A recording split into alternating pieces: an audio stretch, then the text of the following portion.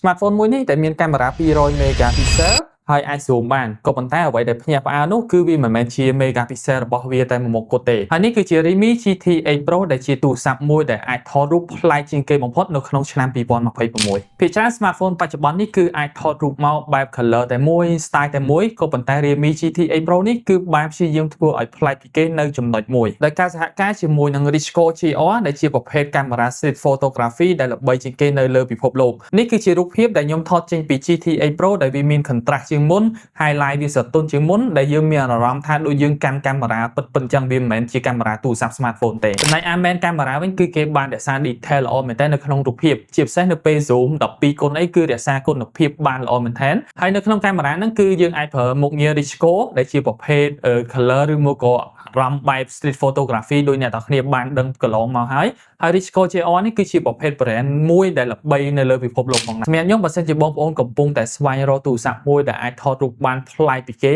អាចផ្ដល់ detail បានល្អផ្ដល់ mood បែបប្លែកចំពោះបងប្អូនអាចជ្រើសរើសយក Redmi GT8 Pro នេះបានក៏ប៉ុន្តែសម្រាប់បងប្អូនដែលចូលចិត្ត color សឬមកក៏បែបថត portrait អីស្អាតហ្មងគឺវាមិនមែនជាជម្រើសអ្នកនរគ្នាទេអ្នកនរគ្នាយកចំណុចដែរថា Redmi GT8 Pro នេះអាចប្រកួតប្រជែងជាមួយនឹង Xiaomi Ultra ឬមកក៏ Vivo X series ឬមកក៏ Oppo Find X series អីដែរបានឬអត់បងប្អូនអាចជួយ comment នៅខាងក្រោមផងហើយយើងនឹងជួបគ្នានៅវីដេអូក្រោយបាយបាយ